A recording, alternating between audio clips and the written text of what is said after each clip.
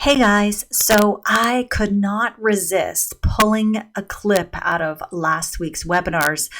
Even if you saw it, even if you didn't, I know that the webinar is no longer available, but I wanted to take out my brew your perfect launch analogy and share it with you one more time because I do think it's important and it is a challenge when you're first starting out to kind of understand where you are in the whole process. Are you really ready to launch? How close are you to launching? What does it mean to be launching? And the biggest realization that I've had over the last few years is simply that launching is not at the end of the process. It doesn't happen once you have a product, once you have an audience, once you have your list. It actually starts when you first think that you want to run a business. It starts when you first think about a product. It starts at those beginning moments. And the sooner you start thinking about how you're going to launch it, what you're going to launch, and think of it in terms of something that you are going to put out to the world, the more prepared you're going to be because it's going to dictate how you set up your business, how you operate. And I never quite understood this even. And it's not like I haven't heard blog posts before, read blog posts before that were basically saying, start with the end in mind. And I never look at the launch as if it's the end of the process, even though to you it might be. So I want you to sit back and just listen to these 4 launch phases. This is taken directly from last week's webinar. There might be some references to things that don't have anything to do with you. Maybe there was somebody on the actual call, but I think this short video will be useful to you because I think once you realize that you are in the launch process already, whether you know it or not, and you can get started right away, and that's why Fearless Launching is such an important course to start thinking about and start being a part of that community because of that very reason. The sooner you get in, the more prepared you're going to be to deal with all the changes that will occur in your business as a result. All right, let's dig in. Let's go into this. So this is really what I wanted to get to today. I was so excited to share this thing with you because when you feel like you come across something, you're like, this is so simple, it's crazy, and it's so perfect. But the reason why I go on and on about this is because I believe that to brew your perfect launch, you got to have there's 4 stages to it. And the 4 stages, launching starts even before the product. And it should start before the product. It should start with the person and the people. And so I think that if you're getting frustrated, maybe it's just because you haven't found the right people yet. So here's what I'm just going to go through my little 4-part structure here, and you're going to kind of look and figure out which phase are you in right now. Okay. Discovery. So this is a little like, by the way, I'm going to talk a lot about coffee. So be prepared. So this is like the roast of the coffee or the beans.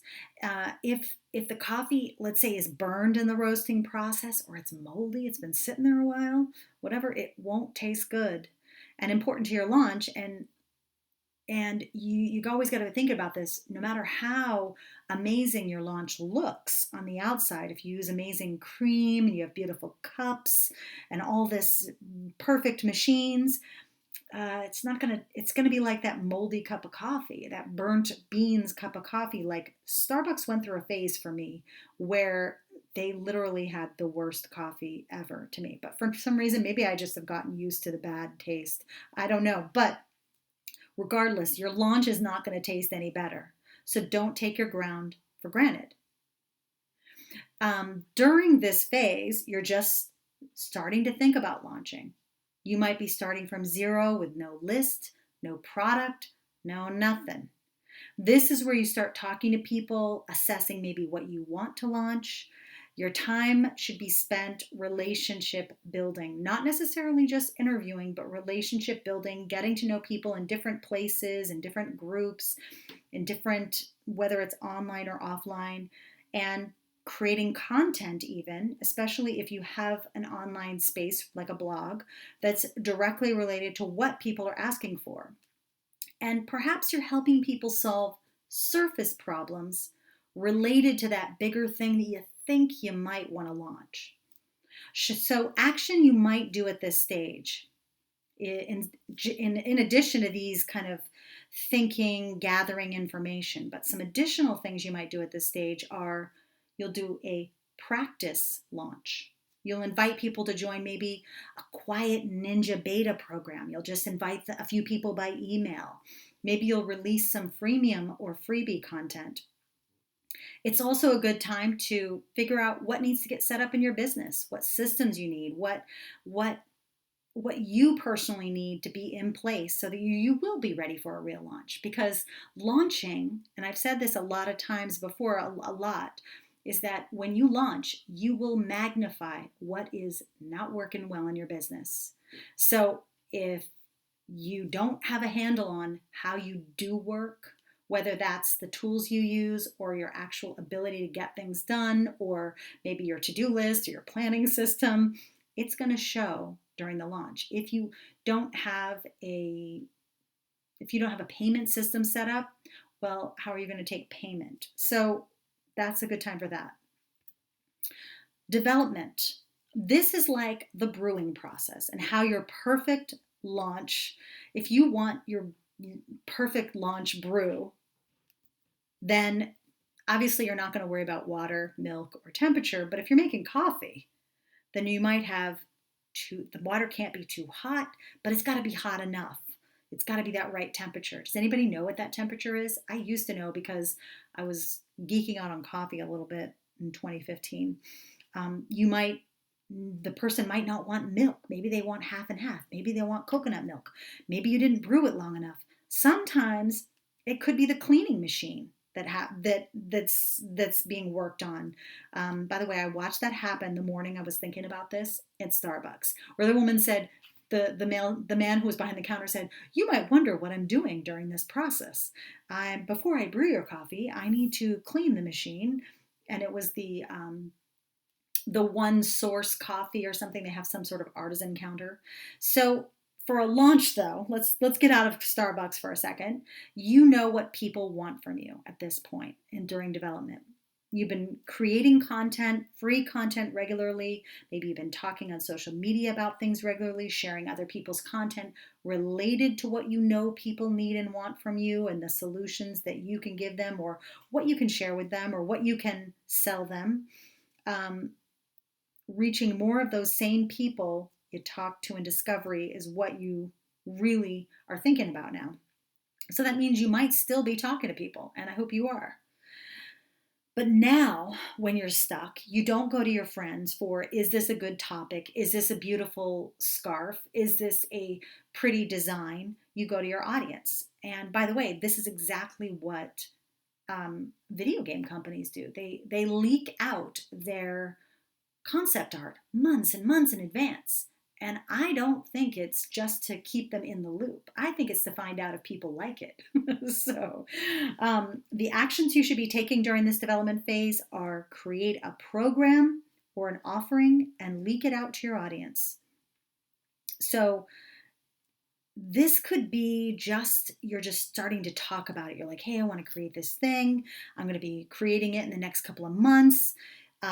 If you're interested, let me know. Or it might be not even if you're interested. There's better wording there. But if you want to know more, let me know. Basically, you want to start creating content that is specific to what you want to launch so that people know that when they download that launch cheat sheet, that perhaps you're going to have a launch course at some point. Look for interaction in everything you're doing at this point, but stay here in development until you start getting more questions, more interaction, more sharing, more excited people. When is this going to be ready? This looks amazing. OMG. And again, systems just get tightened up as you continue doing the work to share the right, the thing is, I'm thinking of lots of different types of products, and I'm very aware that at least one person on here has a physical product. And I think in the case of a physical product, what Camila did was the best thing. The behind the scenes, how it was created, this is the design. Here's a quick piece of the yarn that we're using, all of that kind of stuff. That brings people into the story of your launch and what you're launching. Delivery is the actual product launch we've come to see as the launch, but I'm looking at all of this process as the launch. This is where the magic comes together. And if you, let's say, this is where they make the coffee, they stir it, and they set it on the counter, and they say, here you go, in Starbucks or wherever. Maybe your product is created or in progress. Your audience is asking for the product. List building is also in progress, but it's also on auto, a little bit automatic, which means you've got to have opt-in forms on your site, maybe freebies and different blog posts, things that if you've heard this term content upgrades, they're just downloads you create and put in your specific content, whether they're blog posts or pages, or it just depends on what kind of content you're creating. This is where the prep work happens as well, like writing your emails for the launch. We're open, we're closing, we're actually closed. It's also where you write the copy for your sales page. It's where you maybe find your team members or find some people to help you if you need team members. Not everybody needs them. This phase really helps you figure out if you've done enough work in phases 1 and 2. Yes, it might make you money, but the point of this phase is to tell you, oh, I didn't prep enough, or I didn't discover enough about the people. I didn't prep for them enough. I didn't give them enough the right pre-content to get that interaction. I didn't have enough interaction in development. I didn't reach enough people and talk to enough people in discovery. That's what delivery shows you. At some point, you have to deliver. And it's essentially assembly of all the pieces you've been doing up to this point. And then duplicate. By the way, I don't really consider myself in the duplicate mode just yet myself, and I don't know if I will be because I like to change so much, so I'm always testing. But duplicate is, imagine if Starbucks had like one coffee down, and once in a while they made it perfectly, but then it would be weeks before another happened. and another week before another happened again. What about standardizing their process and making it available to everyone? And I think that you can still look at yourself, even if you're an individual, and think, how can I make this process amazing each and every time, and have some ongoing marketing for it, so that every single time I do the development, or maybe during launches, I just have to go back, do a little bit more discovery, tweak the development stage, and then I'm ready to deliver. So this can mean many things, from making updates to your program, to the marketing materials, communicating changes to people. It is really keeping the dream alive and keeping it in people's minds once you've got a good system. So for marketing your product, for launching the product.